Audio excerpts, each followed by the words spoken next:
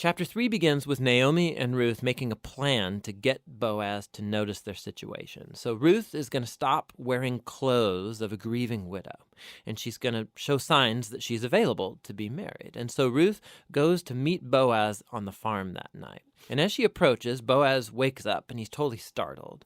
And Ruth makes her intentions very clear. She asks if Boaz will redeem Naomi's family and marry her. Boaz is once again amazed by Ruth's loyalty to Naomi and her family, and he calls Ruth a woman of noble character. It's the same term used to describe the woman of Proverbs 31. So Boaz tells Ruth to wait until the next day, and he will redeem both Ruth and Naomi legally before the town elders. And so the chapter ends with Ruth returning to Naomi, and they marvel together at all of these recent events. In chapter 4, it all comes together.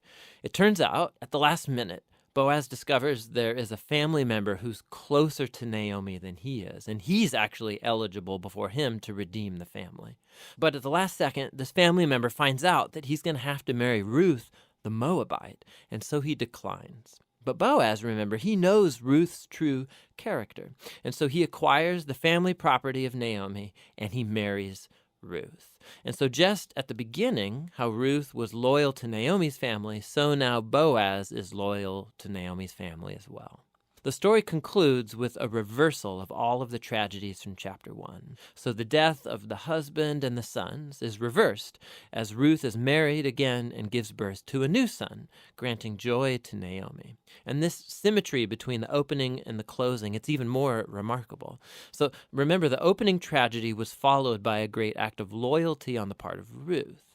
And that is now matched by Boaz's act of loyalty that leads to the family's final restoration. And this symmetry, it highlights the design of the internal chapters as well. So each of the chapters begins with Naomi and Ruth making a plan for their future, and that's followed by a providential meeting between Ruth and Boaz, and each chapter concludes with Naomi and Ruth rejoicing at what's taken place. This story is beautifully designed, and that design actually connects with a really interesting feature of the story, and that's how little God is mentioned.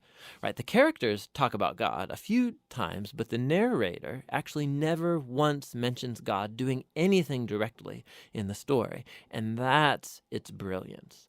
Because God's providence is at work behind every scene of this story, weaving together the circumstances and choices of all these characters. So Naomi, her tragedy leads her to think that God is punishing her, but actually the whole story is about God's mission to restore her and her family.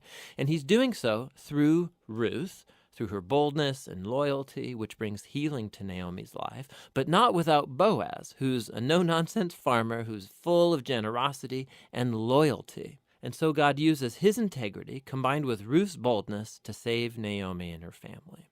And so this story brilliantly explores the interplay of God's purposes and will with human decision and will. God weaves together the faithful obedience of his people to bring about his redemptive purposes in the world. And that leads to the real end of the story. The book of Ruth concludes with a genealogy, showing how Boaz and Ruth's son, Oved, was the grandfather of King David, from whom came the lineage of the Messiah. And so all of a sudden, these seemingly mundane, ordinary events in this story are woven into God's grand story of redemption for the whole world. And so the book of Ruth invites us to consider how God might be at work in the very ordinary, mundane details of our lives as well. And that's what the book of Ruth is all about.